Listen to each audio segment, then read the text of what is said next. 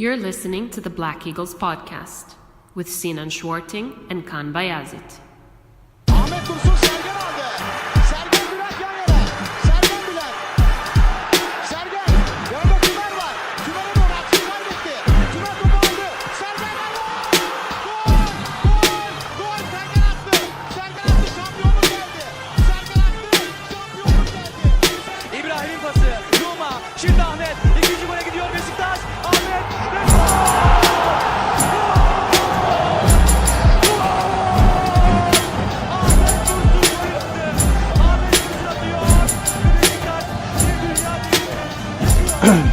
Welcome back, everybody. Episode 27 of the Black Eagles podcast.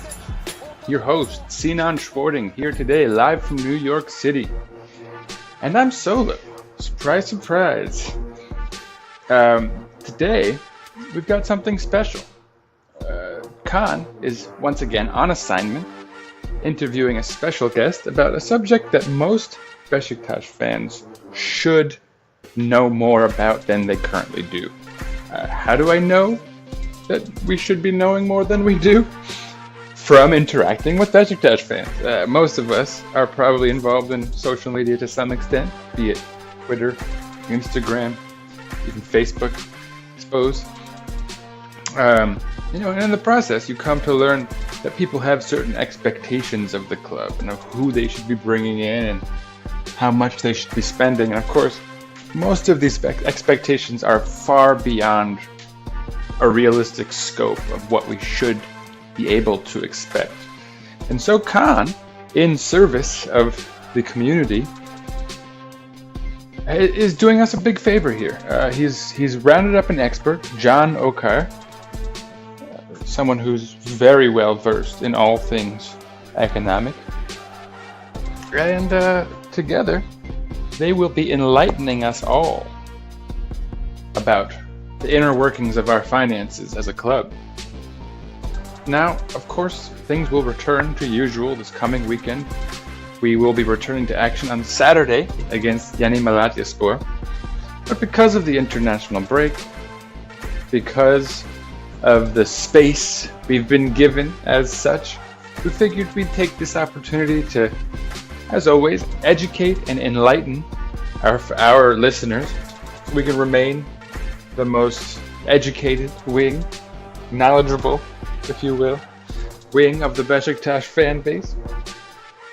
But anyway, without further ado, because I don't have too much to say about this, and they really do cover about all aspects of it, so let's just cut right to the chase, folks. Presenting my usual co-host, Kaan Bayazit, and today's special guest, Can Okar. Folks, put your hands together. I suppose that's going to be more figurative, perhaps, unless you want to freak out your coworkers at their desks. But yes, or wherever you might be listening to this, on the bus. But yeah, figuratively, put your hands together for our guest, Can Okar, and to Kaan for procuring, once again, nothing but the most illustrious and well-informed guests. So, yeah, get to it.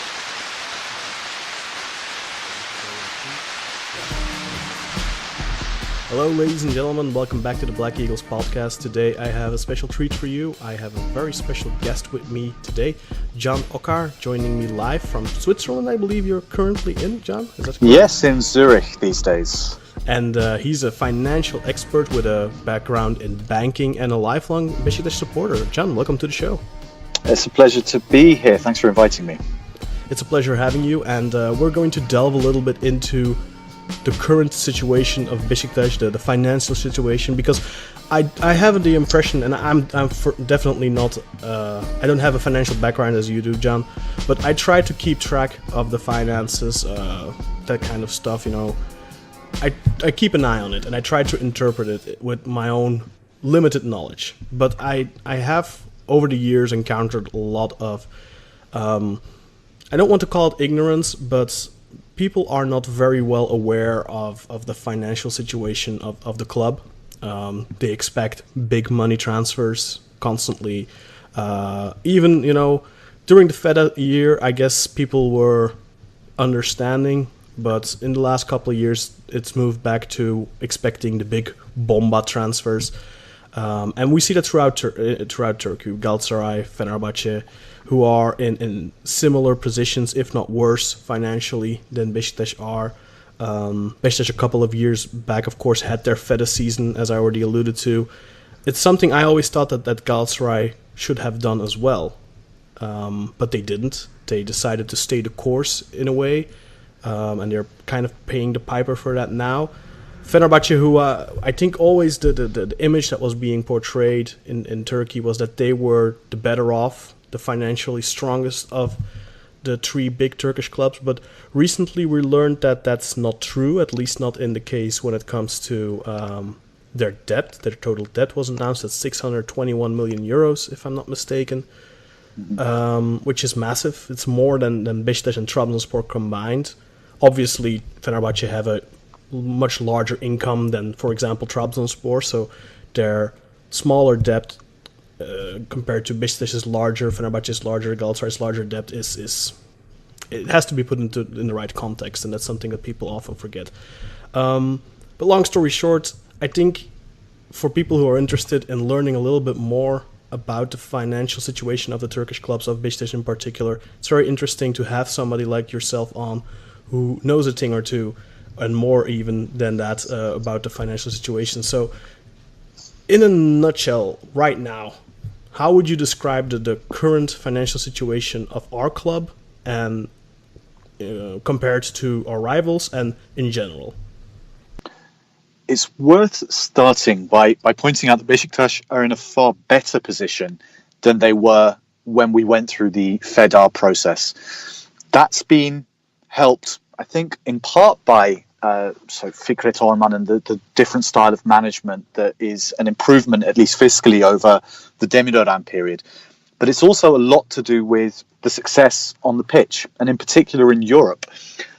And when you ally that with the restrictions of the financial fair play ruling, we were, and I should say were, up until about 6 months ago, in a much stronger position than we have been previously. At the same time, the other clubs, the other big clubs, you could argue, have gone backwards in that same period. So until the recent economic crisis that's enveloped the Turkish economy as a whole, Beşiktaş were looking very good. Right now, there is good reason to suggest that there might be trouble ahead. And I think when you talked about bomba transfers, that age, for the time being, for all Turkish clubs, is done. It's done for a number of reasons, and we can talk about that. But for the foreseeable future, we and all the other clubs are going to have to limit our exposure to foreign currency-denominated wages. We're going to have to limit our transfer exposure because we're in very choppy economic waters. So it could have been a really good story, and it is still fairly positive, but it's going to be more difficult than I would have liked, certainly. And it seems that circumstance has been kind of the problem, the big problem for Beşiktaş over the last couple of years. We've seen it with Mario Gomez, with him not wanting to stay in Turkey because of at the time political unrest in the country, which was the timing was perfect in a way, in a negative way, for him not to stay. And I think Mario Gomez, he could have been massive for Beşiktaş going forward. Yes, they won the title again the next season, but that instability up front has led later down the road to some silly expenditures in regards to, for example, Alvaro Negredo and Wagner Love. Those are two transfers we probably wouldn't have done at Mario stayed. On the other hand, we probably wouldn't have gotten Vincent Aboubakar for that season, but yeah, whatever. But now we see it again. A circumstance is kind of hindering the club from moving forward. And you already said it, the club has done good work, not perfect. The mistakes have been made. I think all football clubs make mistakes. But yeah, the current financial and economical situation in Turkey is a huge hindrance to the club moving forward again, as you have already said. Yeah, but what you can't do is divorce the club from the country in which it plays. You just can't do that. No, yeah. So as much as Beşiktaş is on the way actually to becoming a far more global brand, not akin to Real Madrid or Barcelona, or even some of the mid-sized German clubs, but it's a much bigger club. You see with the Come to Beşiktaş, with the social media, that it is now a far more outward-looking club, but it will always be a Turkish club, and so whatever's happening to Turkey is going to limit what we can reasonably do, and that's just a fact of life, and we have to accept that. And then we need to dig into what that will mean for the coming years. Let me put it this way: if you look at Beşiktaş's income, it is almost entirely denominated in Turkish lira. Even the contract with Bein Sports, and this isn't completely confirmed, but it's been in quite a few places that I trust, including Dünya, that part of their payments are actually fixed. So the dollar is fixed back to approximately where it was 2 years ago. Yeah, 3.3 or something, right? Exactly. Our tickets are sold in Turkish lira. Our sponsors largely in Turkish lira. But the biggest outgoings we have are in euros. And so that naturally means that we have just a problem. And we saw just earlier today, the president of the country said, guys, stop doing business in euros. So we're not going to be able to sell tickets in euros anytime soon. So we have to deal with that new reality with this, unfortunately, exploding exchange rate. But of course, I mean, a foreign player especially isn't going to accept a contract in Turkish lira when the lira is so volatile. Turkish players maybe, but even, I mean, we've seen all the big contracts for the big Turkish players are always in euros or in dollars.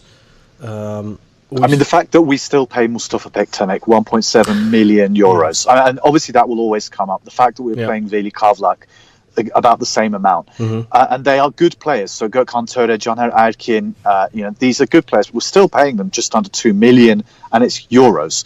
So when we talk about yerli ve milli, something for any international listeners in Turkey, we talk about national values when it comes to the economy. The Turkish players want to be paid in foreign currency because wouldn't you? Wouldn't I? Of course we would if we could. Yeah, and even if you go back 15 years when people were selling houses in Turkey, they usually did it in US dollars, to my knowledge. My aunt, they bought an apartment for $150,000 back in the day. And that's how people prefer to receive their currency, because it's far more stable, even back then. And they did a whole, what was it again, back in the early 2000s, they made it the Yeni Türkiye Lira. Yeah, they knocked off the 6 zeros. I mean, we had about 10, 11 years of stability, maybe a bit less than that for the currency. Now, when I was a child in the 1980s and 90s, I remember, I lived in London, as you might guess from my accent, but I would go to Turkey every summer. And the liras that I had from the previous year would have no value when I went back the year after. So we grew up with that, but this new generation of fans, of managers, of players, a lot of them really haven't experienced that, and I think it's going to be interesting to see how everyone deals with a new world in which inflation is high, interest rates are high, the currency is weak. It will impact on what we can do. For sure. And I mean, players now, I mean, I was born in 1988. A player born in 1988 is already 30 years old and are entering that twilight of their career. So those young kids, those mid-20s kids, early 20s, they're born in the 90s, late 90s. They aren't going to have experienced all that as you, or at least not consciously. So that's definitely a good point you make there. But also their manager would always advise them, take a contract which is in an FX denominated, so dollar, euros. And the fact is, in a global football world, if Beşiktaş or Galatasaray or Fenerbahçe don't offer euro contracts or dollar contracts, a lot of those players will go somewhere where they can get those contracts. It's a competitive world. So we may well see a lower caliber of footballer coming to Turkey if those financial restrictions and constrictions continue to be a problem. But just to clarify, I think the Vodafone deal, that's in dollars, right? It's $145 million over 10 plus 5 years, and it includes a shirt sponsorship for 5 years, I believe, right? So, fortunately, that's in dollars. But Beşiktaş have a good shirt sponsor, Vodafone, stadium sponsor, all that. But when we look at Galatasaray, and I don't want this to turn into like a knock Galatasaray, knock Fenerbahce episode, but for years now, we've seen them struggle with just getting a proper shirt sponsor. And Ali Koç recently said an absurd thing. He said, well, we don't want a shirt sponsor. Of course you want a shirt sponsor. 5 million euros a year, $5 million a year. Who's going to say no to that? So that's absolutely ludicrous. But how do you explain that such massive clubs, because both Fenerbahce, Galatasaray, and Beşiktaş, of course, there are big clubs on the world front, and they have a very big reach appeal to potential consumers. How do you explain that they have struggled so hard to find an internationally reputable sponsor? I mean, Fenerbahce have been wearing blank shirts for the last 5 years or so, off and on. So there are, in my mind, two reasons. First of all, neither Fenerbahce nor Galatasaray have really had much international exposure for the last few years. If you look at their European coefficient, they're significantly below Beşiktaş, and that's because Beşiktaş has been in Europe. They haven't, and Galatasaray this year, we'll see how they do. But remember, they're in the fourth bag, right? They're in the fourth pot. They used to be in the second pot back in their European heyday. So they don't have that kind of international exposure, which would lead to an international sponsor.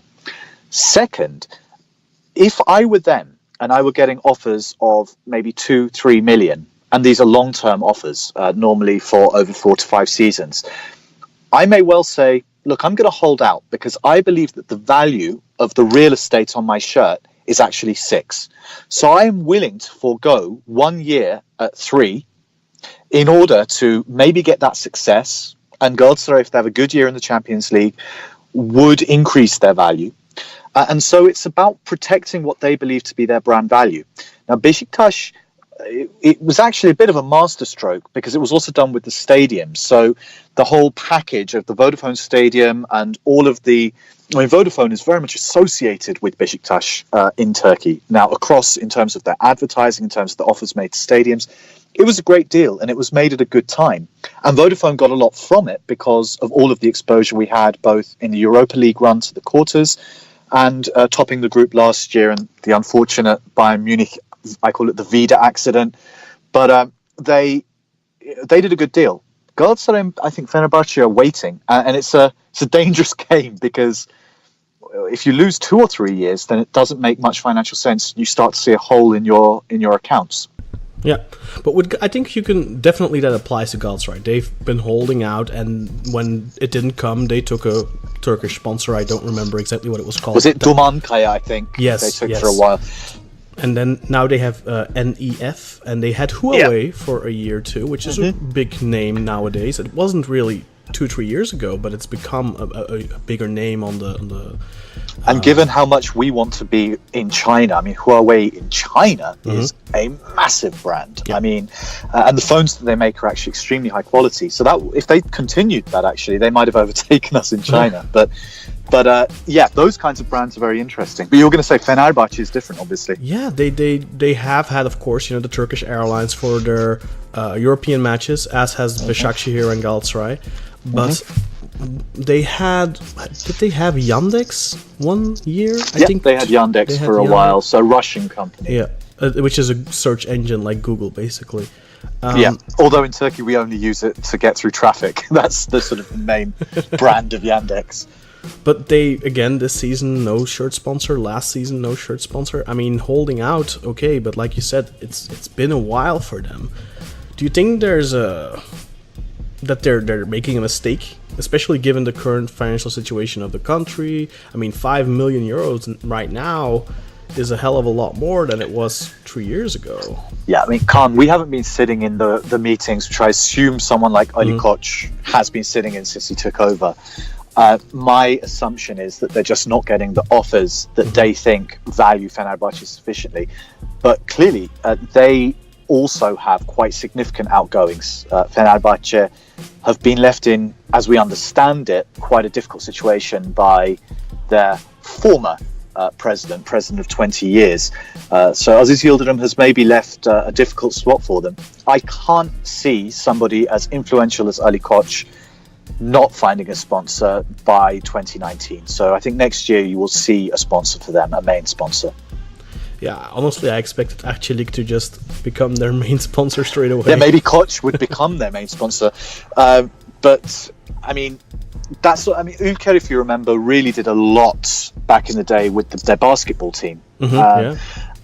And if you can get a really big fish to get involved, that can change quite a lot of your finances. So us and Vodafone is a similar story. It may well be that they're waiting for that kind of situation. Also, don't forget that the Koch group are likely to be struggling a little bit at the moment because they've got interests in energy, they've got interests across the economy. It might well be that the board of directors there, even if Ali Koch is clearly extremely influential, it being the family business, but they might well be saying, look, might not be the time to throw 10, 20 million at a football club. Let's just see how we deal with the coming months, because the crisis is bigger than I think most people realize. Yeah, for sure. So let's move on a little bit and talk a little bit about transfers and how it currently factors in. And I want to get your take on this. This season, I have it outlined here. We spent 6.6 million euros is basically what we spent this season in outgoing transfers. That includes the permanent purchase of Jermaine Lens, which was an obligation to buy from last season. The loan from Adam Laic, loan for Loris Karius, which is 2 years. And it's with a compulsory buy at the end of it, right? Exactly. Yeah, both of them have obligations to buy. Then Umut Nair, and then a bunch of free transfers: Drogan Tokus, Guven Yalcin, and Enzo Rocco. And then incoming, we have 14 million euros. This is mainly the sale of Fabri and Dusko Tosic for 6 and 4.5 million, and then Matej Mitrovic for 3.5 million, and the rest went out on loans, end of contract or contract terminations. Denis Boyko went to Kiev, Pedro Franco final, and Umut Nair was loaned to Bursaspor, Orkan loaned out, and all that stuff. So we're in a positive in that regard. Quickly, out of the top of my head, 7.4 million profit, supposedly.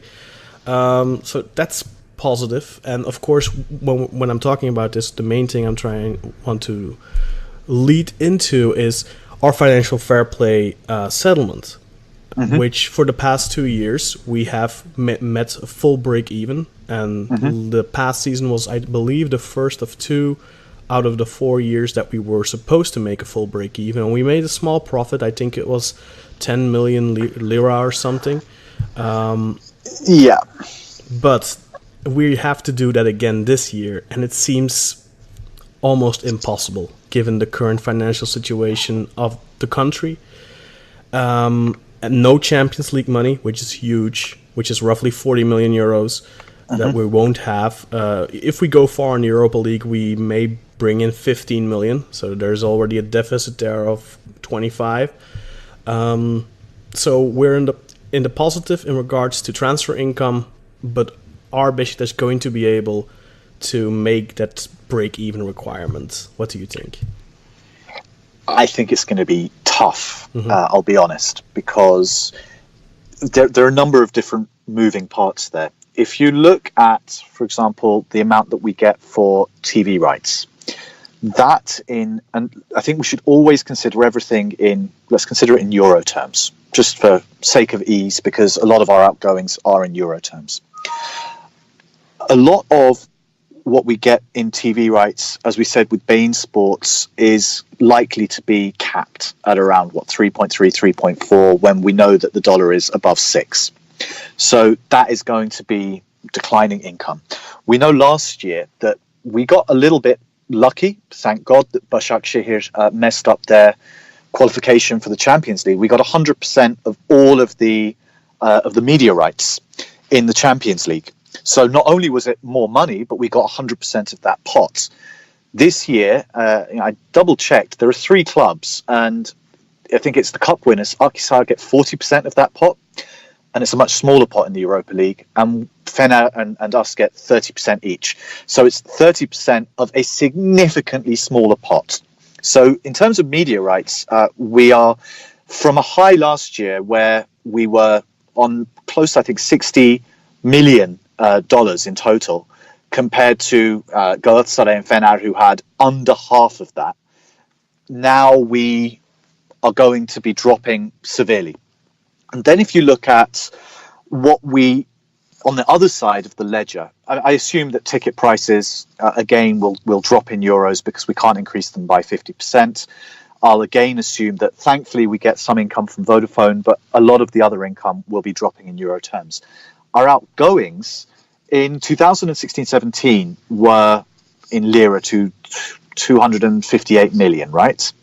So at the time that would have been around 60, maybe 50 million euros.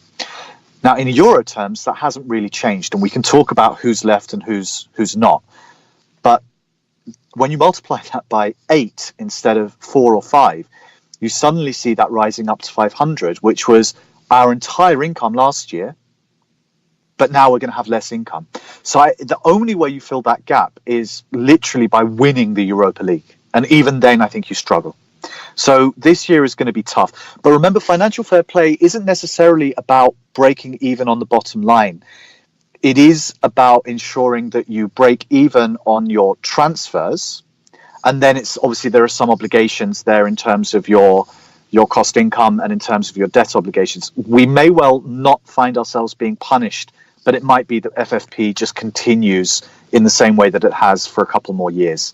But that's a sort of very rough calculation. Don't even have pen and paper. But it doesn't look great compared to how good the last 3 years have been. And like I said, I'm not a financial expert by any means, but I've tried to look into financial fair play a little bit, and it's a very tricky thing. You know, I've asked experts on the field, and even they don't know all of it. But basically, to my understanding, this is how it's constructed. We don't have it anymore, a transfer restriction. Fenerbahce, Galatasaray still have that. Mm-hmm. We were supposed to exit it last year, but we couldn't because we didn't break even on the transfer bottom line. But we did this past year, so we're out from under that now. So I could be mistaken, but I think the full break-even requirement that UEFA have set is actually for our bottom line, I'm afraid. I'm not 100% sure, but I'm afraid that's the case. And I think the problem with FFP is that that may well be how some accountants read it, right? But then when you look at, for example, the way in which Paris Saint-Germain behave, where it's very clear that their bottom line is a complete mess. Just Neymar and Mbappe, for example, alone. There's no way that can be met by any of the incomings that PSG are getting. There is this feeling and this sense that it is applied in different ways to different clubs. But if it is a bottom line calculation, then a lot more Turkish clubs would go under before Beşiktaş. Let me put it that way. Do you think that UEFA is going to factor that in? They're going to say, look, we know how tough it is right now given the country's financial situation. And this is a very exceptional thing for UEFA to deal with, because we have to keep in mind that bar Turkey and Russia and Israel, all the UEFA countries, I think, Azerbaijan also have a different currency, but I think largely all the countries deal with euros.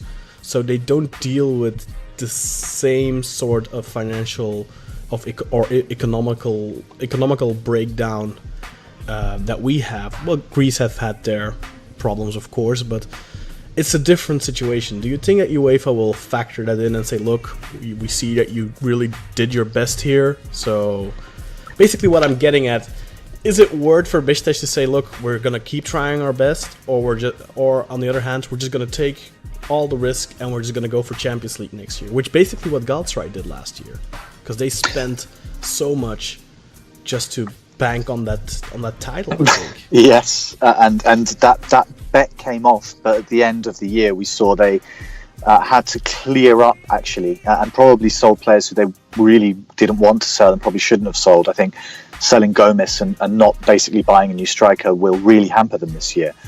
But it may well be an option, and I think that UEFA, FIFA have been fairly understanding of sudden changes. And I've actually just pulled up the UEFA rules on this. I mean, we would be able to make a loss of, for example, 30 million in euros for certain in an assessment period. We would be able to take out investment in stadium and presumably the debt on that stadium, which also, when you look at the financing, that's often that's the reason that you make a loss in Turkey, because all of the clubs have such big, onerous financial issues because of long-standing debt. So just paying the interest on that leads to a major loss. It is possible that we would not actually break the FFP rules as they stand. But and that, by the way, is because even though we might think our wages are fairly high at around, 50, 60 million euros, and that includes all of the wages for all the players. 45, I think. Yeah, 45 after the clear out this year. But also we don't know some of the wages of some of the players because they don't get announced to Cup. Mm-hmm. Yeah, let's say it's 50, right? Yeah. That is still something like a quarter, and actually sometimes even less than that, than the big clubs in Europe. So it isn't actually so high that there isn't something to be said for, well, actually, we are operating within our means, but there is this sudden shock. Finally, it is worth noting, one would hope that we've got good accountants who are hedging against massive movements in foreign exchange. By hedging, you basically defend your company, in this case Beşiktaş, from big moves in the currency rate by essentially buying dollars at certain future rates, which defend you from any massive changes. So again, and I hope this won't happen, the euro were to go up to 10, we would have defended ourselves from that, one hopes, because we have good accountants. Let's hope so. Yeah, I mean, obviously. So, but I mean, we can talk about the transfers particularly because it's really interesting, right? How many clubs in the world have to deal with the kind of pressures that Beşiktaş have in the year that they've done better than any Turkish club in history in the Champions League group stages. 2 years on the trot, they were champions, even if last year we weren't. European football, sort of close to 3/4 of all seats filled every match. It should be higher than that, by the way. In Germany, they fill every match.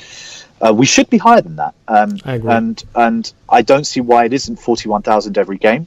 Personally, even if we're coming third, we should be filling that stadium. That's a separate issue. Completely agree. But it's how many other clubs would be in that situation and still be looking at, well, can we afford to have this one striker who we pay 4 million euros to when other teams have 8 million euros on a player who might not even get onto the substitutes bench? But that is the world we live in. So we do need to look at each of those transfers with that in mind, and not, is this the best player we could have had in that position, but rather, what was the best we could do given the situation in which we find ourselves. And for example, the Ljajic transfer, in my mind, was another stroke of genius in that context. Other transfers or non-transfers, we can talk about where I think we might have made a mistake. I completely agree with you. I think both Ljajic and Karius are great deals, I think. I mean, if Karius hadn't had that concussion in the final, we would not have sniffed at a player of his quality. But in Turkish we call it ölücülük, so it's the ability to do a deal when somebody's to prosper from misfortune. And in this case, I think that we made a very good deal actually, and I think he's going to be much better than Fabri. And Fabri I loved; he was a great keeper.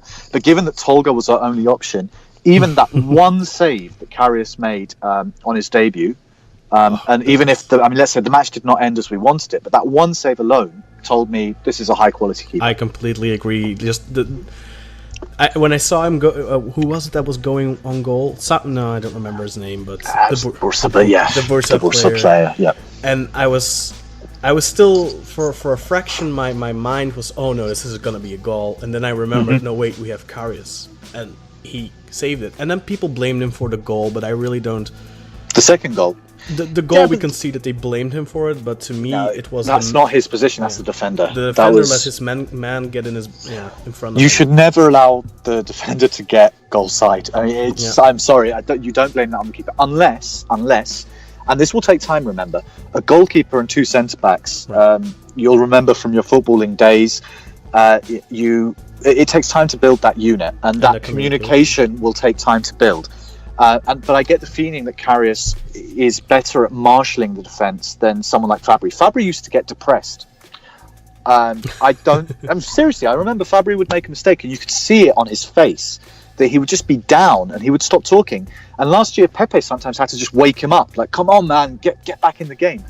Tolga, obviously, was a walking nightmare. I love him as a sort of a motivator, but on the side of the pitch, not on the pitch. Yeah. So I think Karius is a great guy, and you had a far better expert when it comes to sort of Laic and Balkans football in your podcast last week. So I don't really have much more to say, but I think if he can even show half the form that he was showing in Italy in a league like ours, and given that he has big shoes to fill.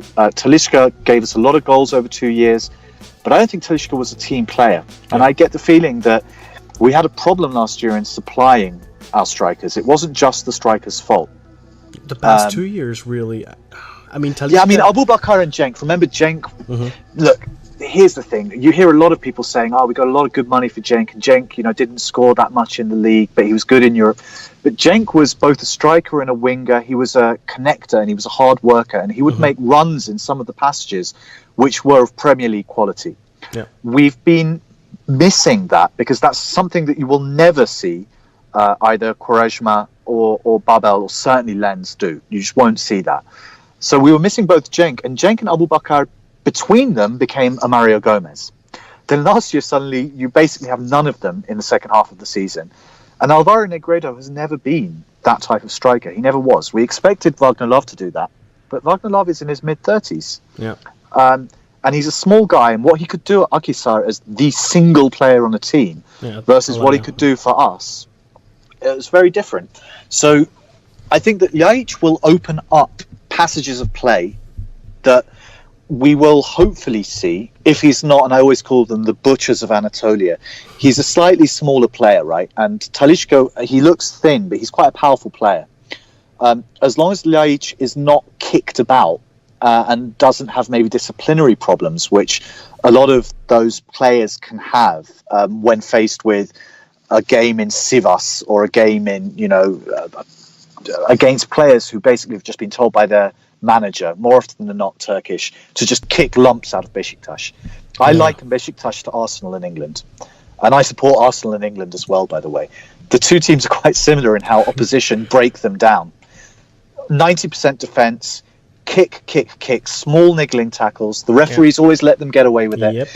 And so Laic, I think, could suffer from that, because that is something that he might not have been used to, even in a defensive league like Italy. I was going to say, don't you think he's going to be used to that? But he's actually not that small, though. He's like 182. 182, yeah, like that's... Sergen. But I'd say in terms of build, I'm not saying... he's a bit of a featherweight, but he's not in... You would never expect him to be the guy who muscles players off, because he's got the finesse and he's got the skill. But I also see, actually, from the various clips that I've seen, he's got that vision which gets him that extra yard. And I'm not going to say he's like Özil, but one great thing about watching Mesut Özil, which a lot of people miss, is that he creates space with his understanding of the game. Now, I'm not saying Laic is as good as Özil, but I think he shares that similar thing where he can create that extra yard by just seeing well in advance of either the defenders or sometimes actually even his own players where the game is going to go. That's why I'm actually quite excited by him. He won't be as explosive as Talisca unless he can knock in those kinds of free kicks like he did against Juve, but I don't think he will. I don't think he's a consistent free kick he's not like Talisca was, yeah. No. But I'm actually quite excited by that. So those two transfers, I think they have really shored up two positions where we could have struggled. The rest of the transfer window, I am less certain. And by the way, on the finances, unless something goes disastrously wrong, the sort of obligation to buy is not so onerous at those levels. If you remember, the option on Talisca was 20. The option on Abu Bakar was 10, and I think we missed an opportunity there because he's probably worth about 30 now after just one season. But we just couldn't. We couldn't. I know. We couldn't, and it's a missed opportunity because of the nature of the conditions of the club. But that one was a real opportunity. Talisca, I mean, he's killing it in China, right? But even then, I don't think we could have justified, given the strictures of the club, the 20 million. Yeah. But 8 million and 6 million, if they have a couple of good seasons, that could be good business actually for those players, because they're also not very old. In a world where most of our players, sort of foreign players, are over the age of 30 and sometimes significant, like mid-30s, mid-20s is actually pretty good. That means that, unlike Kyle Larin, where we're going to have to wait for the guy to see whether he makes it, these guys are proven professionals and they are about to reach the pinnacle of their careers. So I think those two were good business sense, personally. Yeah, I completely agree with you. Plus, I mean, with Talisca, for me always the point was, is he worth 20 million? Obviously, he's worth 20 million. It's not whether he's worth that in today's market, it's whether he's worth it to us, if it's prudent for us to pay that type of money for him. And there was the talk of us, we would buy him and sell him to Man U for 15. Yeah, that was never going to happen because, look, his agent isn't an idiot. The back channel would be someone from Man U would turn around and say, look, don't do that, and we'll give you an extra 3 million on your signing bonus. Just, why would they? So given that we couldn't find the money, and also you can be left in the lurch if you buy it, and unless you've got a cast iron contract, that could have killed us in terms of financial fair play if the sale then didn't go through. So it wasn't a risk worth taking. No. But let's talk about some of the other transfers, because there it's not as, in my mind, good news. So what do you think about Umut Nair, for example? Because I think I'm on a different point than you, because for me, I see this as a replacement for Pektemek, whose contract is running out. Yeah, and he's making like a quarter of what Pektemek is making, and he's earning in lira. So for me, a 25-year-old player that I've watched him play in the second division, okay, it's the second division, but he's a good striker. I like this transfer. Yeah, look, it's let's put it this way. Both him actually and Dorkan Toköz and Güven Yalçın, these are all low risk, potential high reward, but you don't lose much if it goes wrong. So Umut Nair was 350k, and we immediately sort of loaned him out straight out to Bursa, which will be interesting because last 2 years he scored 13 or 14 goals, I think, but in the TFF, so in the second division, which is it's okay, right? But this guy isn't 19; he's 25. He should be at the pinnacle of his career or approaching it. But so he finished his college or his university. He's actually a lawyer. Yeah, so it comes a bit later. Yeah, he didn't start, I think, really professional until he was like 22 or something. Yeah, it's like a Jamie Vardy, basically. Similar, although Jamie Vardy is obviously not a university graduate, if you've ever heard him speak. but he's someone who went through the non-league and actually hit the big time 26, 27, and is now... So I get that, but basically we're going to let Bursa take the risk with him. And if he scores, say, 10 goals this year, be better than Pektemek. Pektemek, I sort of did the calculation. If you take out cup games, he's scored as many goals in the last 2 seasons for us, if you take out the Başakşehir loan, as Pepe did in 2 games. So Pektemek as a striker, I mean, we used to love him when he used to just get injured every game and he'd play with a bloody head and he was like a warrior. But you want your strikers to score goals, particularly at 1.7 million. So Umut Nair, I would just say let's see. Right, because it's not much money. We get to see him loaned out. Similarly, actually, with someone like Güven Yalçın, who has played in the sort of the German youth process, we've seen a lot of those players come good in Beşiktaş, but also in Turkey. Yeah. So Cenk, Ozan, although he's Dutch, but he played at Arsenal from the age of 15. Gökhan Töre, let's see how he plays this year. He could actually be a new. Yeah, Tolgay is another great example. And remember, actually, Tolgay is a very similar type of transfer. We bought him for 400,000, 450, something like that in euros. And if he has another good season, and I think there's a bit of an issue with the Şenol Güneş sometimes seems to love him and sometimes seems to hate him. I never really understand.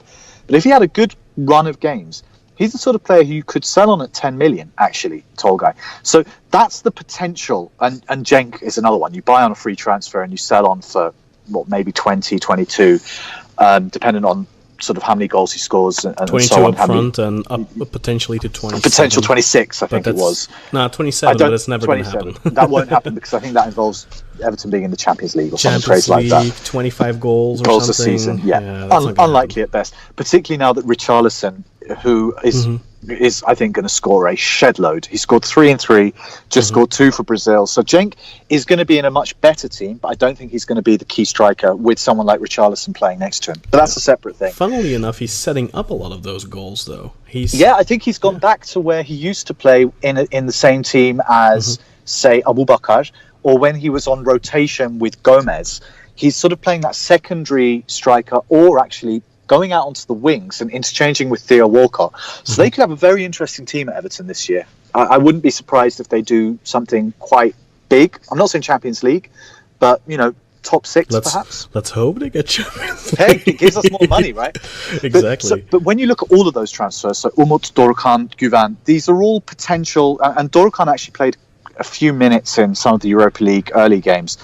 That's another one where you think, he's a tall guy at the back. He could give us something.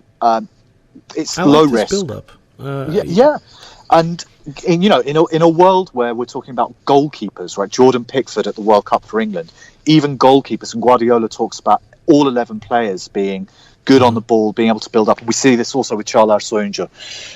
Those types of players, I'm always interested in. If it doesn't work, you haven't lost much. And I think Fenerbahçe have actually taken a similar route. Galatasaray less so. But why not risk a little bit on 5 young Turkish players, particularly as the rules might change any moment when it comes to how many foreign players you can have. This is a more sensible approach to transfers than a lot of loan players or only loan players, and then maybe transferring somebody who's in their 30s. This is a nice little additional strategic plank, and financially it's not a big risk. So all of those I'm happy with. You'll have heard this already when you talk about transfers, and other people will say this. I still remain unconvinced by Jermaine Lens, but we made the promise, so we sort of had to do it. He's already... I'm a big Lens fan. I think he has so much more to offer than people see so far. I mean, if you look at our 10 games that we've played this season, we've played 45 good minutes against Akhisar. That was the best we've played all season.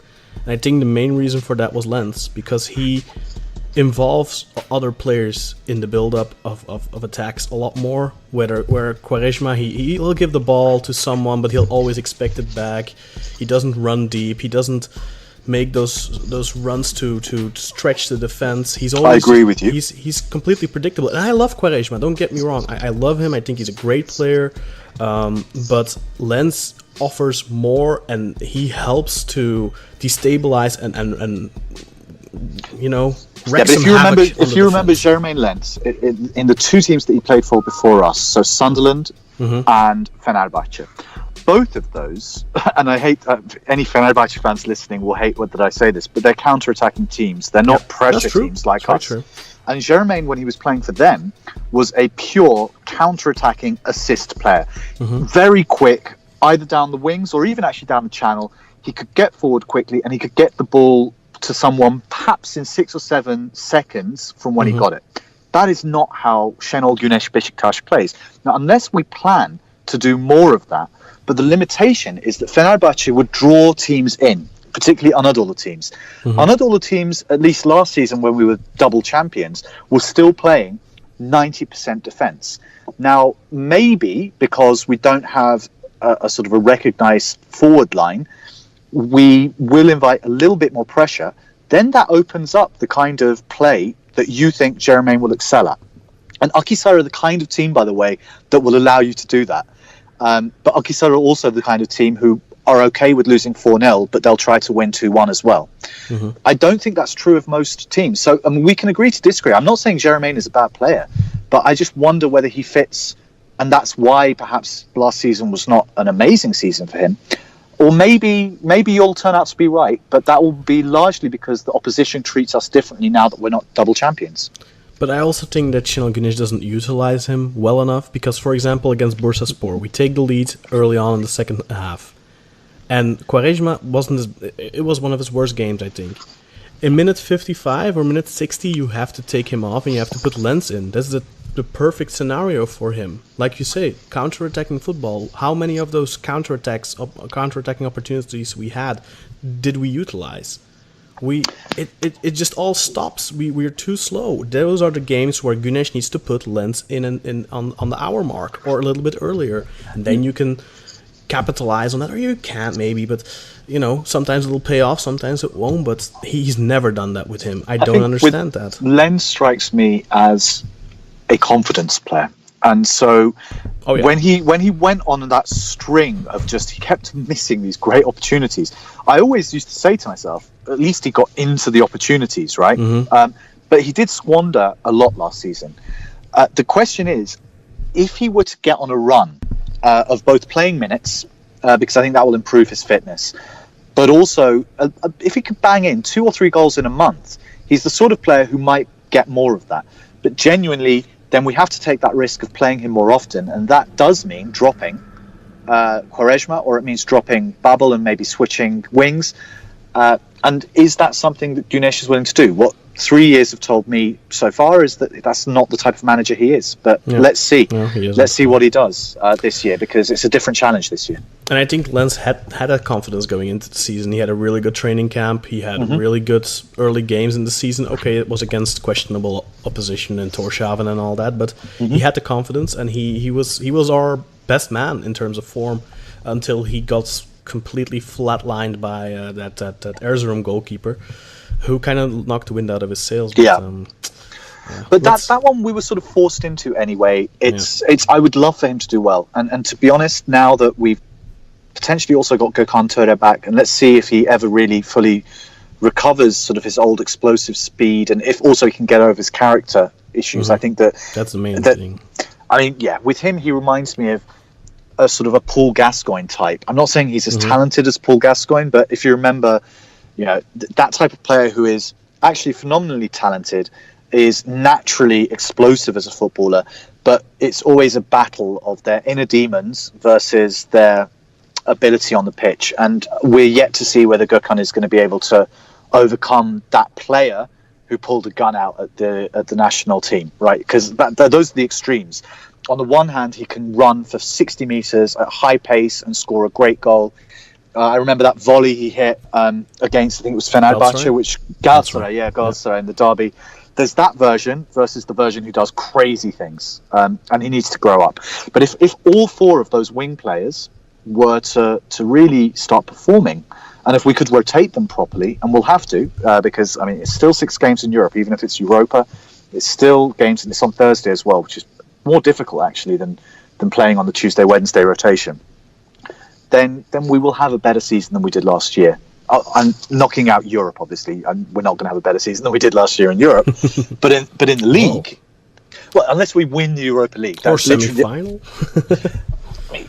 I mean, financially, that's not going to be better, but I think in term of prestige, a semi-final that counts. I think. Yeah, a semi-final is, but a quarter-final is not better than last 16. Let me put it that way.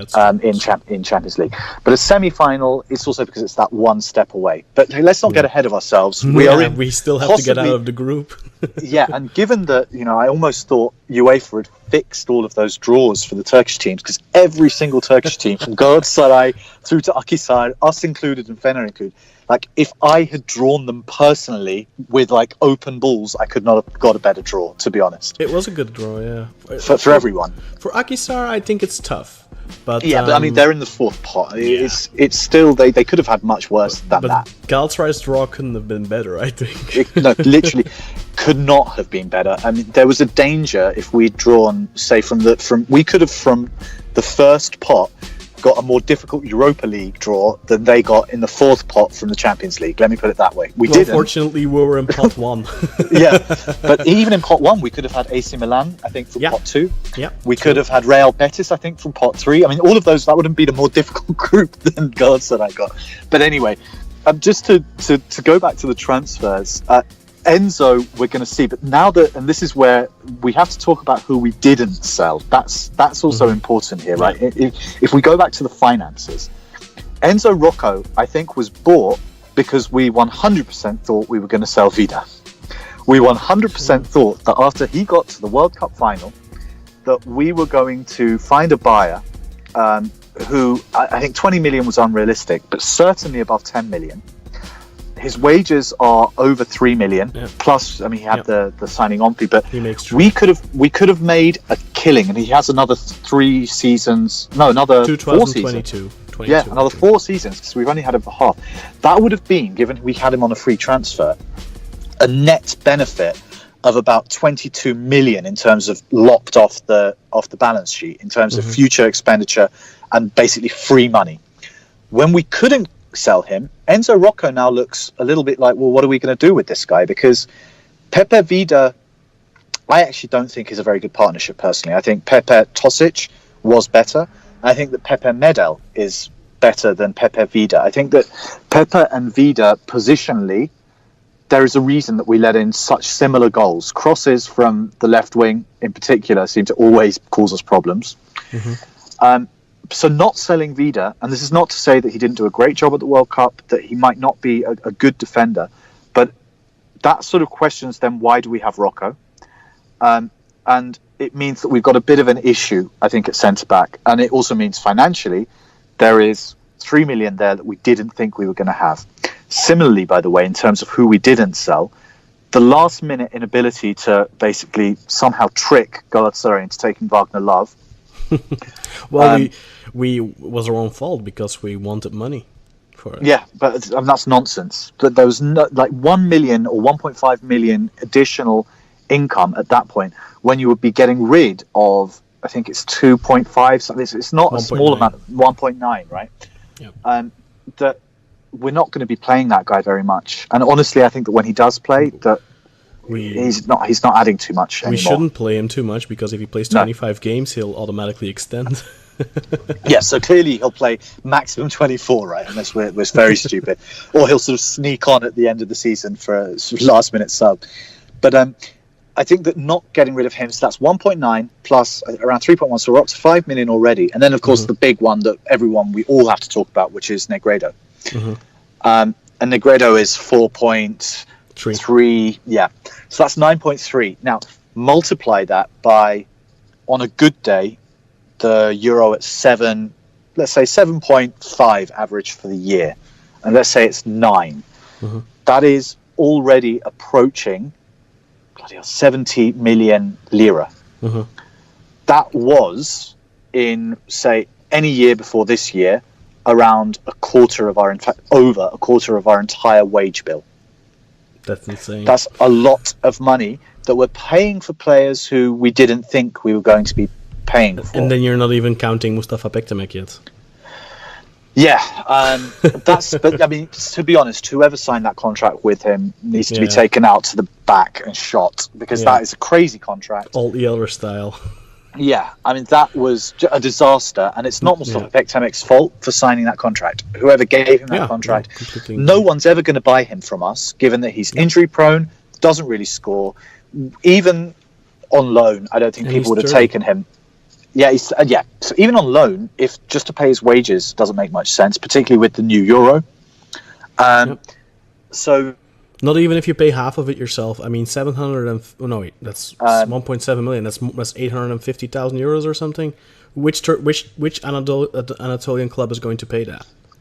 It's an incredible amount of money. That, by the way, is quite possibly the entire stadium income, given that some of these clubs play in front of like 3,000-4,000 people a game.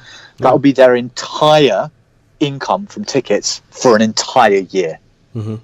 Like, obviously you can't do that. And you know what the thing with Veli Kavlak, I understood him getting the contract when he got it at the time because he was he was playing quite well. Yeah, and he was playing every game. He was a starter. Mustafa Bektemek was never a starter. Nope. I mean, we have to go back to his first season where he made relatively sporadic appearances. Do you remember we tricked ourselves? Mustafa Bektemek, gol demek. We even tricked ourselves into thinking that he was the future.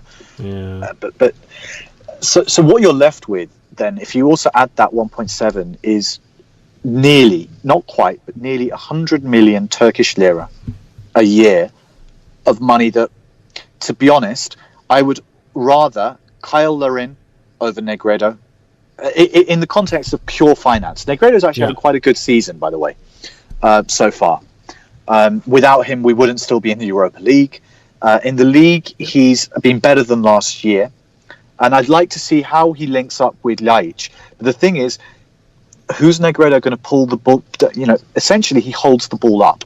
But who's he holding it up for? And that's going to be interesting to see. Is it going to be players coming from the wings? It's never going to be Ulsan. We've now learnt that. He's never going to be a forward-running player. We've tried it. He likes it with the ball at his feet, but not off the ball. No. That's the thing with Ulsan. I mean, if you look at his good goals, like his goal that he scored, when did he score that 1-2? Against Akhisar or something? I don't remember. That was a beautiful. Yeah, that was 2 weeks ago. So, but that's with the ball. Yeah. He's running with the ball at his feet. He's playing the 1-2. That's where he's strong at that. He's good when he's coming up the field with the ball at his feet. But he's not the type of player that's going to, be roaming off the ball. And that's what you need. And that's what Laic can offer you. He's good on and off the ball. But Laic will be wanting to put through balls through, and who are they going to? So it's not Negredo. He's not that player. That's why I want to see more of Lens. I think he's going to be coming in useful. But then you're playing Lens in a very different position to where he's ever played. He's coming off the wing far more. That would be a very different game. And that, by the way, did it at PSV. Yeah. By the way, if you ask me, the one change that if we had made last year, which would have won us the league, it would be less wing play and more down the middle. Because think back to all of those games where we would have 30 or 40 crosses, but to no one in particular. And defences suss that out fairly early. Now, if you have a Lens, because that's not going to be something which Quaresma does. It is going to be something which Babel already does. But if you also have Lens doing that, and if you've got Laic pulling the strings, yeah, you've got a chance. But will that lead to the 25 goals that we're still, or 30 goals that we're still missing from Gomez, or that we're missing from the Abubakar Cenk link-up? I don't think it adds up to those 30 goals that we're still missing. We'll just need Pepe to score a couple more, I guess. Yeah, just 2 every game from Pepe. Yeah, that might be the solution. That would suffice. But then there's another thing I wanted to ask you, because there's been this rumor recently, the last couple of days really, that Negredo may still be on his way out. There might still be a lucrative offer from the United Arab Emirates, I think, whose window is apparently still open. There's been a rumor that they want to take him off our hands, and there's talk of a transfer fee even. Some people are talking about a very low transfer fee, around 800,000 to 1 million. Then there's other people talking about 6.5-7 million euros. Now, purely from a financial perspective, short term, obviously that would be great. You offload a huge wage and you get in a transfer fee. However, you're also selling the only striker that's performing, and you're potentially missing out on second place, first place, which gives you the right to compete for either the Champions League or go directly into the group stages, which would in turn give you so much more of a payoff down the road. What would you say is the most important thing in this regard? Would you still sell him at this point, that you can get another replacement for another 3.5 months? Or would you say, well, you know what, the money is just too good to refuse, we have to sell him, but then at the risk of, not doing so well this year? There's a lot to unpack with Negredo. This is not about the money that we're getting, but about the money that we'd be saving, because my understanding is that next year it's the end of contract, so it's a 4.3 million saving, plus maybe 500,000, maybe 1 million euros. I think this is the Al Nassr thing, right, from Dubai. Yeah. Now, for 5.3 million, you have to be certain of 2 things. One, that Kyle Larin is in a position to step in and play basically 90 minutes week in, week out, and on top of that, some Europa League games, because Love is not going to be able to do that. We know that because of his age, and we also know that because of his skill level. Now, Larin is good against weak teams rather. We've seen that he can score, a quick hat-trick against some of the really lowest teams. But he's also disappeared in those games where we're up against the wall. And he's quite a young player. I actually am hopeful that one day he could be a pretty good player. But for this season, can he do it by himself? It's like Galatasaray and Eren Derdiok. There is a bit of a problem. So that's one, right? But the second thing that you've got to make a judgment of is everything is about the competition you're up against. And we just have to make a judgment. Do we think that without Negredo or with Negredo, and then compare both, that we are better than Galatasaray, Fenerbahce, Istanbul? I don't think Kasımpaşa will keep this up, by the way. I think they've had a very easy start. My sense is this year is going to be a bit of a crapshoot because I think all of the teams are worse than they were last year. All of them. And I think that we could potentially have a tilt at the title even without Negredo. Then we can still bring someone in at January, basically. Yeah, that didn't really work last year. No, it didn't. It's difficult to bring in a good striker. It's difficult to bring in, and to immediately make them fit into the team. My gut feeling would be, personally, unless we know something about the finances, or the club knows something about the finances where that 5 million is essential, I would actually keep Negredo, personally, because it's a one-season thing. If he had 3 more seasons on his contract, I would get rid of him, because then it's a 15 million decision. He has a clause, though. If he plays 25 games... then he can lengthen. Is that a +1 option? +1 for 4 million. Yeah. I can envisage playing him in 20 matches and that being worth 4 million. But that is, again, as you said, dependent on finishing the top 2. So it's a much smaller version of the risk that Galatasaray took last year, and it paid off for Galatasaray. I think for 4 million, I would take that risk, but that's because I'm more of a gambling man, maybe.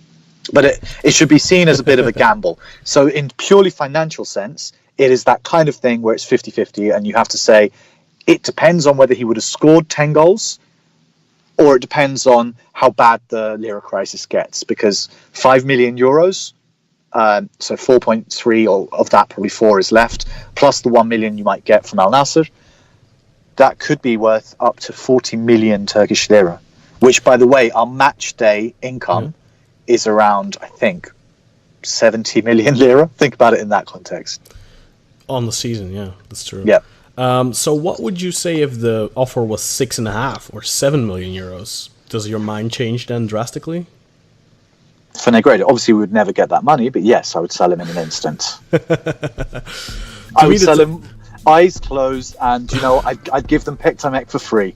Oh yeah, that's very noble of you. But then again, I would give them Pectamek for free, just anyway. So how do you feel about these outgoing transfers? Matej Mitrovic in particular, we bought him for 4.2 million. We had to get rid of him. That was a ridiculous transfer. I think to only lose 1 million on that transfer was a bit of genius. We didn't think we lose that much on it, I guess. I mean, it's sold for 3.5, right? It's about 3.5, and we got 400,000 on the loan fee. Yeah, so it's 3.9. So it's 0.6. I'm happy for that, to take that loss, to be honest, because in a team where you have Vida, Pepe, and you have backup as Rocco, and then potentially Dorukhan, I don't even see him sitting on the bench. So I'm happy for him to go. Tosic, I think we got a lot of money for a player who was getting older, but I think we'll miss him. I think he was a better player than a lot of Beşiktaş fans realise. The fact that he could play at left back actually quite persuasively. The fact that at centre back he built a relationship with Pepe, particularly in the first half of the season, I think sort of dropped off. But I think we'll miss him. And you know what? And it's only a couple, but they were really important goals that he scored. Yeah, he scored like 6 or 7 goals last season. But a couple of them were really key goals. Sort of the goals that changed games. I think it was the second one against Galatasaray where we destroyed them. But we could have drawn or lost that game if that hadn't gone in. So those kinds of game-changing moments, I think we'll miss him. And it's the same with Fabry. These are 2 players who I think were part of 2 sort of championship-winning teams. They were very much a part of the Beşiktaş, I would say, new culture of friendship, which has really served us well. I think a lot of the players are actually quite friendly. They show that on the pitch. They show that off the pitch. But I think 6 million a game was too good to turn down. So these are very much Fikol Başkan transfers, where you do a cost-benefit analysis and you say, look, Fabry's he wants to go to the Premier League anyway, and it's a good chunk of money. And then if you get Karius, well, we've just improved, right? Yeah. Tosic, we didn't know whether we'd improve, and I don't know whether we have improved. I think we need to see how Vida and Pepe actually end up playing together, because last year wasn't that persuasive in the second half of the year. But they didn't have a lot of time to That get is to know true. each other. Plus, and they didn't have much this summer either, because Pepe was at the World Cup, and so was Vida obviously at so the was World Vida. Cup. So they, I think, really still, it's between those two, it's very much still the case of they just have to learn to play together. Still, they have had so little chances of doing that. They have had little time. I think it's just something that comes by playing together more. My and more. thing is to have the sort of the two tall, skinny. I don't know. There's a reason that Medal, even though he's basically my height, maybe even shorter. The reason he works at centre back with Pepe is that he provides a dynamism and he cuts the ball out before it even goes. Vida he has the speed of a tanker sometimes, and Pepe is not getting any younger. But as you say, look, centre back partnerships are about communication, and they're about understanding that's built over time. Let's give them a couple of months and let's see what happens. But as I say, Tosic and Fabri, I understand. Mitrovic, I'm very happy. Franco, I mean, he's been out on loan for years anyway. Yeah. So It's a player I really liked, but yeah, when he first came, but I think he had a couple of niggling injuries. He's never really built confidence, really. Yeah, he never really built a sort of a reputation here. Also with his teammates, I never had the sense that they thought that he was a rock that they could defend on. And he's not been around for so long that it was almost an afterthought. When I looked at the transfers, I was thinking, God, thought he'd already left. Do you know what I mean? Because he's been out for so long. Boyko is very similar. I mean, do you remember when Boyko came? He was the UEFA Goalkeeper of the Year. If you remember, like we were all really excited. God, this guy could be. Never did a thing. Huge. Yeah. Never. And this goes back to Gunesh, by the way, initially not trusting foreign goalkeepers. Basically. He was never given any time. I think Fabri changed his mind a little bit, though, fortunately. Yeah. And plus, he paved the way for Karius. Yeah, for sure. I mean, maybe if Tolga wasn't injured, Karius wouldn't have played against Bursaspor, but I think that he won't leave the goal anymore now. I think that injury for Tolga came at a perfect time. Yeah. But there was also the way in which we were knocked out of the UEFA Cup. There were other things which sort of... Like, Tolga lost a lot of credit over a long period of time. And then there was that just sudden... And let me give an example. It's not as though Fabri didn't do things that were similar to Tolga. It's just that Fabri recovered. So Fabri, when that goal against Lyon, other goalkeepers like Tolga could have been destroyed by that. But Fabri turned it around after that, and we very nearly beat them on penalties and got to the semis. So, Fabri was, I think, a better character, and we'll see with Karius now the way that he will respond to what happened in the Champions League final. I think is going to be positive. I also just trust as a Englishman as well as a Turk. I just trust German goalkeepers because they've been the bane of my life since I was a child. They always save every penalty. I think that Karius could be a bit of a legend for us, but let's see. So when you look at it from... But there is one disappointment, by the way, and I will say this. I actually think I would have liked Orkan Şener to stay this year. I think that he is quite talented. Don't you think we're a little bit overpopulated on the wing? Or would you have used him as a 10? I actually have him a little bit more central than on the wing. And I think that... But let's see how he goes. But if he goes out on loan again after this year, that to me says that Chanel doesn't rate him. Whereas I actually think that there is a potential there. I think there is something there. If he can bulk up a little bit. By the way, I mean, I said the same about Oğuzhan. Oğuzhan has always needed to put on about 5 kilograms of muscle. Same with Orkan. If these guys can get on the protein shakes, get in the gym, there is something to be said for upper body strength, which sometimes players like them, maybe they leave out. And I would just like to see that version of them, particularly in the Turkish league. Yeah. But let's see what happens next year. If you don't rely too much on speed and you don't really risk losing anything with bulking up a little bit, I think you only stand to gain something. Like, for example, a really fast player, if you bulk up too much, you're going to lose some of that explosiveness. And place some strain on your joints as well. I don't think that's the case with those players. Yeah, but exactly. All in all, I would give the transfer window a 7 out of 10. It's been actually particularly... I thought it was going to be a 4 out of 10. Yeah. I think it became a 7 out of 10 when Karius and Laic happened. The only reason it's not higher is I would have liked... I would like Negreira to leave and to have got a better striker, to be honest. And I still think we're one injury away from a disaster at right back. So those two positions. And also, I mean, Atiba, we'll see what happens when he comes back. But Medel at central mid defensive is not as good as Atiba was. Yeah, fully agree. And I'm wondering when we're going to finally make the plunge of trying to find the player who, if you go back through our championship years, Giunti played the role back in the day, and behind them he had Zago and Ronaldo, so that's going back a long way. Ernst in 2009. We had Atiba over our 2 championship years. Beşiktaş, without a good DMC, doesn't win championships, basically. And the thing I'm a bit worried about that position as well. I think Medel is a good defensive midfielder, but it's not for a possession-oriented team, a team that plays a lot of possession football. I think, Atiba is just so much better for that, and he often got criticized for the lateral passing, but you need that sometimes. We need to be honest, you need it. And if you look at probably the best central midfielder in the world at the moment, who's Kante, he's not always driving forward, but he is what I think we used to be called. Who was that guy? Yeah, by Deschamps. He used to be called a water carrier, right? Like the Makalele type player. Yeah. I think that Atiba, even though he's significantly taller than all of those players that I've just mentioned, did the job of ball carrying quite well. And he was also had, when he was a bit younger, a similar thing to Gilberto Silva, the invisible wall factor. He was in positions on the pitch that stopped the opposition from attacking. And I just don't actually see that from Medel when he plays in midfield. I do see it when he plays in central defence.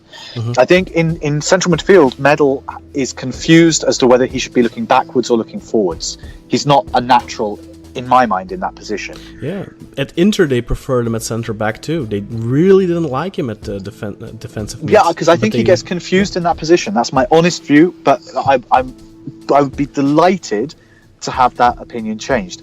But so far, he's been far more persuasive, being as far back as he can be, which is centre back, which doesn't give him any positional problems because then he's looking forward up the pitch, and then he also knows where to actually distribute. When he's in the middle, I always worry that he doesn't know positionally whether to look backwards or forwards. And maybe that was something I discovered at Inter. Maybe that's why we got him so cheap.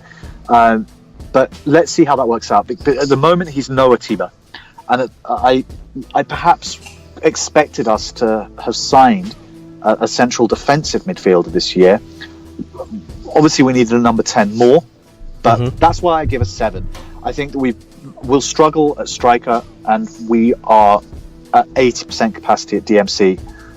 And if Atiba doesn't come back from this injury, then we could really be in trouble there.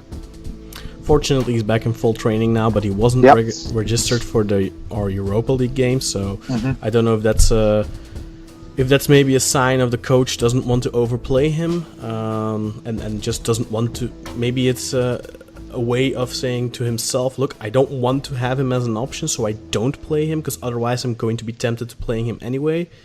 But I think as well, I mean, if Atiba is the difference between us getting out of this group and not getting out of this group, then all of the other players should be embarrassed. And I don't mean that to belittle the other teams, but if we were to not get out of this group, it would almost be a similar thing to the Vardar and Östersund's disasters. But it is that type of group. We really should be. I mean, we are, by the way, top 28, definitely top 30. We have another good season because we're still carrying a very small coefficient for the last time now. Yeah, that's going the proper way. Yeah, but we could break into the top 20 in Europe.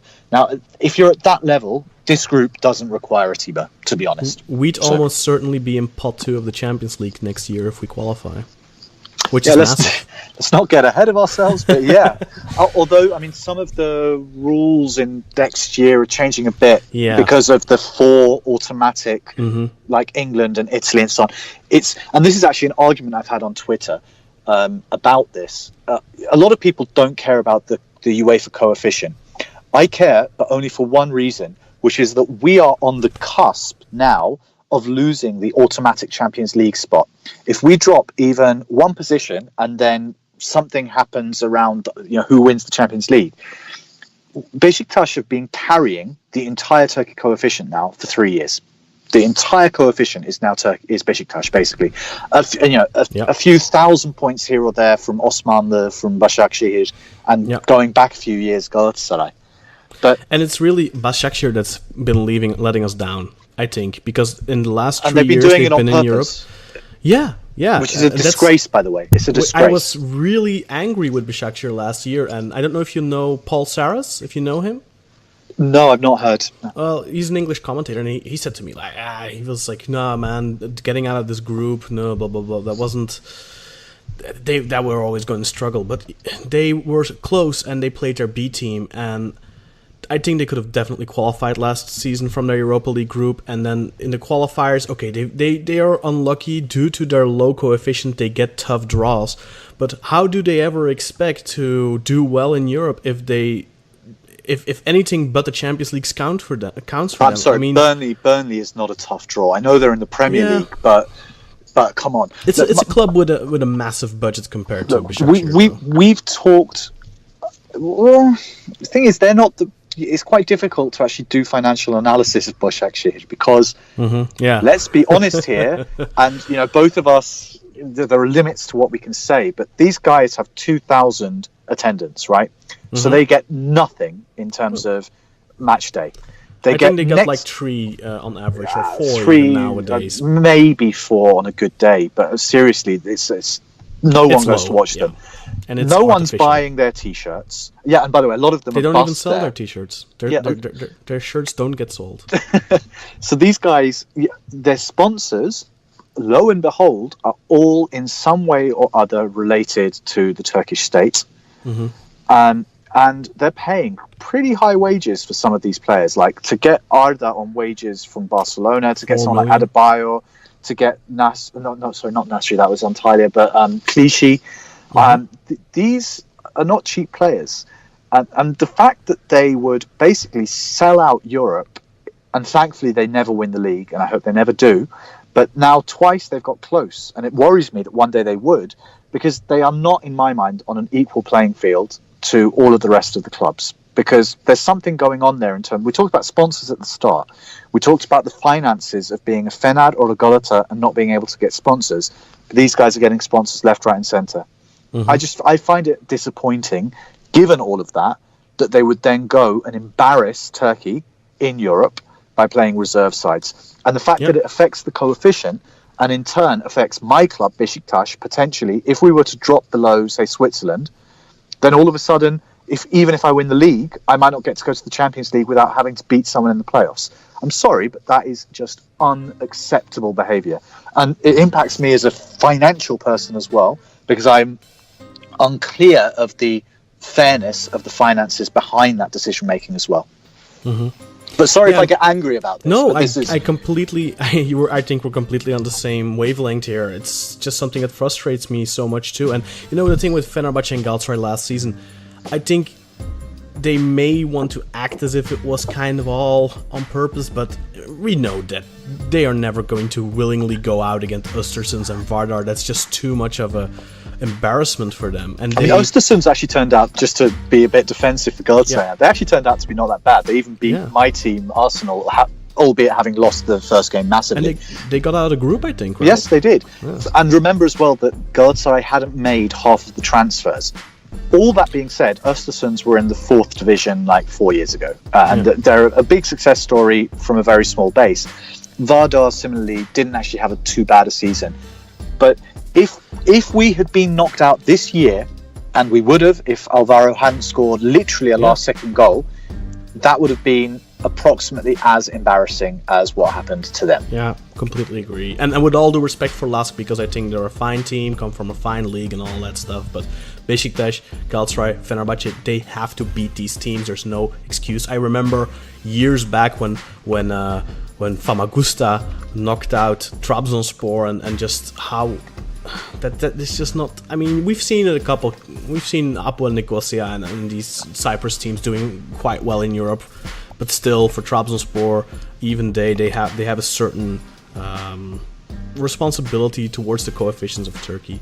But John, I've held you up for so long already. I'm just going to ask you one last question. Of course. What is your favorite transfer from this window? Which player are you most positive about? Laic, Karius?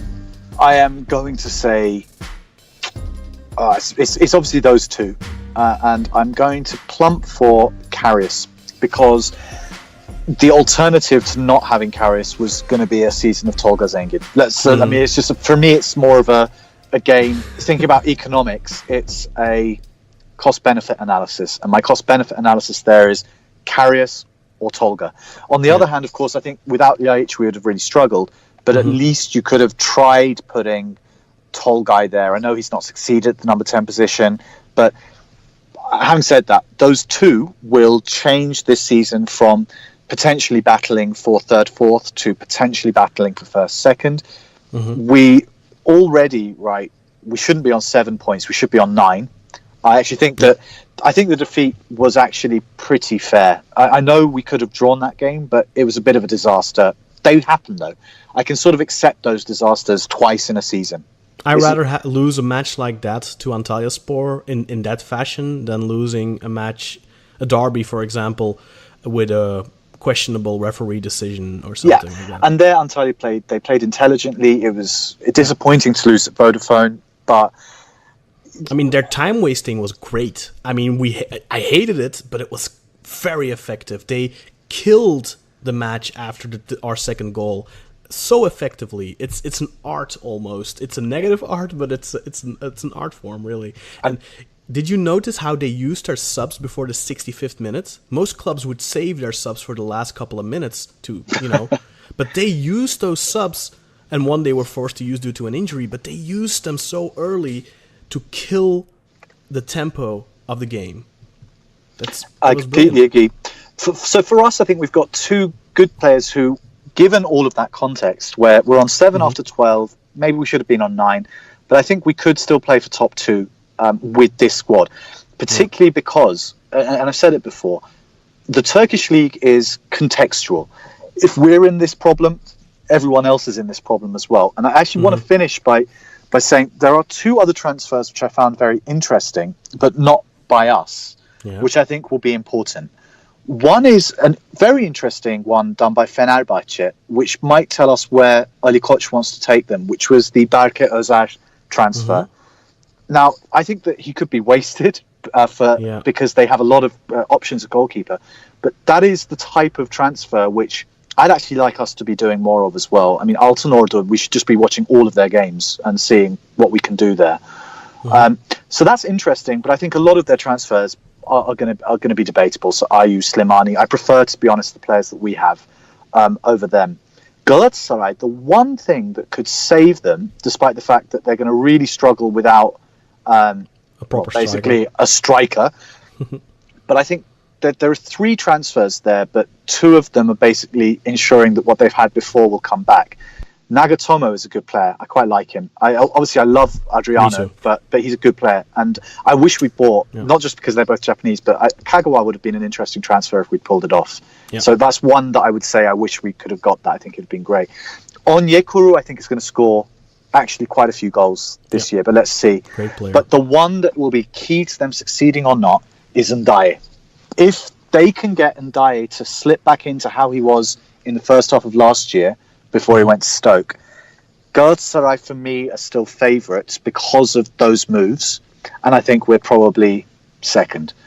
But it depends on how Laic works and whether Kyle Larin can turn into not going to say 25, but even 15 goals, I think would be enough to potentially make us serious rivals and serious contenders. Yeah, I agree with you. I think the chemistry that Galatasaray have, despite the fact that they don't have a striker, I think that's going to give them an advantage. But the fatigue they are going to accumulate due to the Champions League is going to affect them. They do not have a good bench. They didn't have a good bench last season either. They have a very good starting 11 minus the striker now.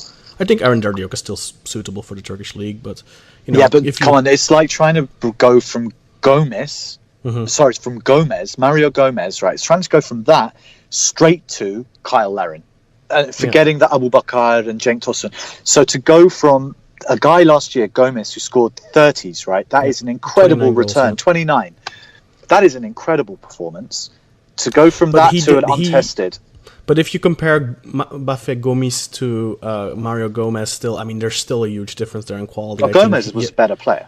Yeah. Gomez is a world-class striker. Buffet Gomes is just I think he had a great season. I don't think he would have replicated that form this season at all. I think he would have struggled to get 20 goals.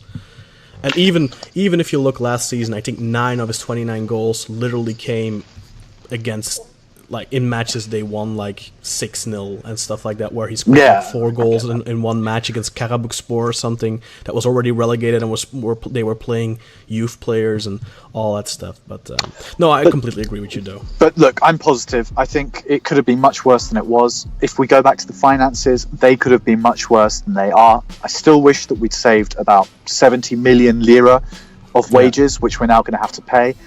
If we can get through the next year. Can I say one final thing? Sure. Because this is important. In the modern era, countries like Turkey, Portugal, even France, but certainly countries like Greece, Romania, the team that gets a strong run in the Champions League kills it, and it turns into a virtuous circle.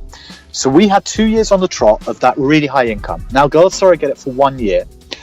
We need to make it priority to get back into Champions League and then stay there for a couple of seasons, because the big difference when you have an economic problem like you do in Turkey is getting that European income. If we can even do that for a couple of years on the trot, I think it creates the financial trampoline to then do it for years 3, 4, 5. That's how we build the dynasty. Whoever gets into the Champions League for a few years on the trot, particularly given that Turkey's economy is going to struggle, is going to be the team that does the sort of 3-4 league championships as well. That's my sort of view of this, if I think of it financially.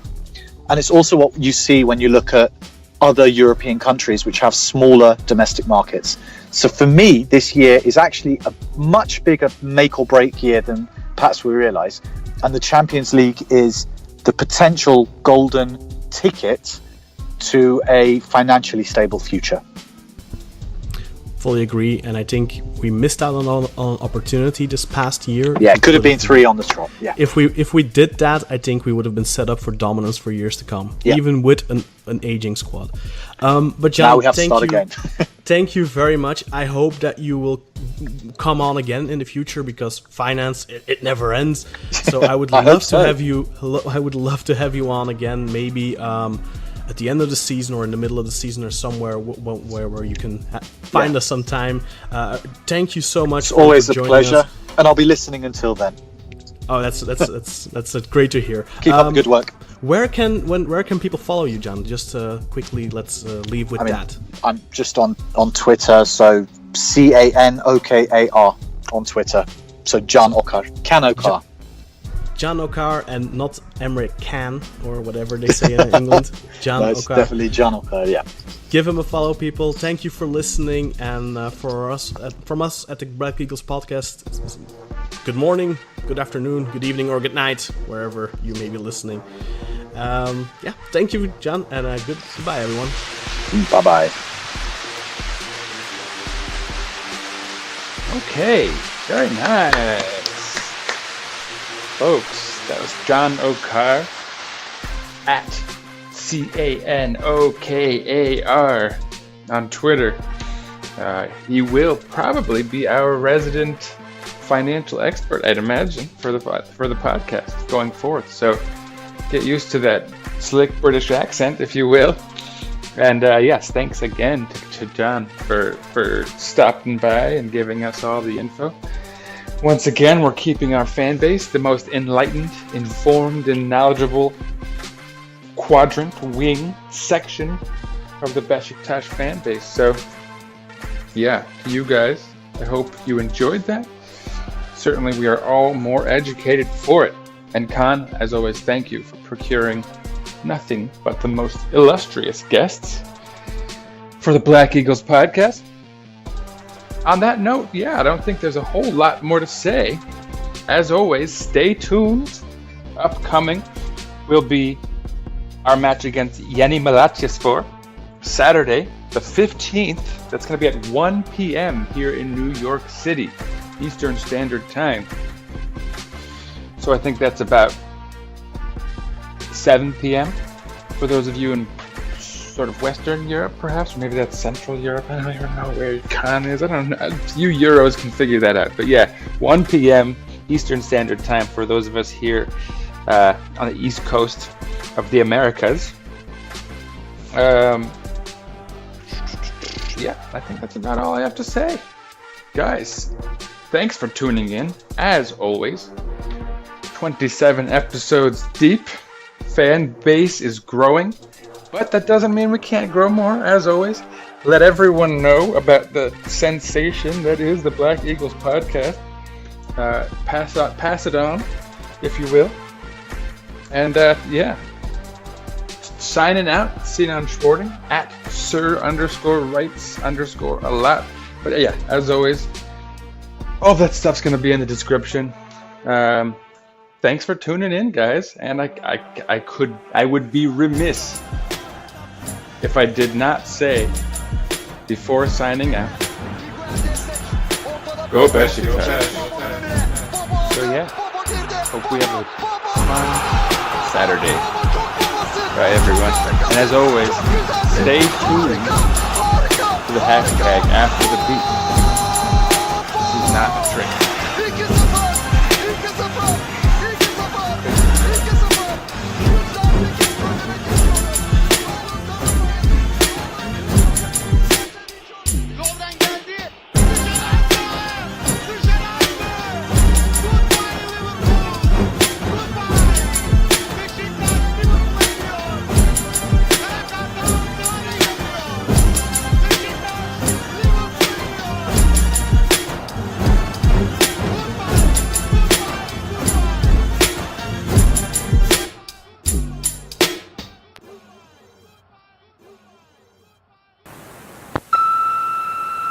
Hey everyone, this is Kaan, so this is kind of a cheat. Cheating you out of an original After the Beep message. But I just wanted to remind everyone that we've got a bunch of fun content coming out soon, a very interesting content. We'll be launching the Sarpsborg preview next week, and the Malmo and Genk previews will shortly follow. Sarpsborg, I spoke to Ben Wells of Football Radar. It was a great interview. He really had so much interesting stuff to say about Sarpsborg that really gives us some great insights on our pot 4 opponent, who I think we all expect to take 6 points from. Well, Ben has some great insights, and I think from what he told me, it's not going to be as easy as we'd like to think it's going to be. Regarding Malmo, I spoke to Alexandra Jansson because unfortunately Johanna Frenden was a little bit busy this week. She was very busy at the office, so she couldn't make it. She did send us a nice After the Beep submission, so she will make a very short cameo on that episode. But Alexandra is a Malmo fan through and through. She's a La Liga expert. She was at the World Cup covering the Swedish national team for FIFA Digital. So great journalist in her own right, and she's a Malmo fan, so she's really going to give us the insight as a fan and as a journalist, and she has a great story that ties into both Beşiktaş and Malmo. And then finally, I spoke to Guillaume Mabe from the Nieuwsblad, which is one of the biggest newspapers in Belgium. He's quite famous in Belgium, known as a tactical analyst, really. Great interview with him as well. He had some very fun stories to tell us about Genk, and he expects a lot from Genk in this group, and honestly I do too. So definitely worth a listen to all of those upcoming Europa League previews with 3 very well informed guests. I hope you all will listen to those episodes and that you will enjoy them. That's it for me, Kaan Bayazit. Thank you for listening to this podcast, and hopefully to all the ones yet to come. Beşiktaş International hopes you enjoyed this program.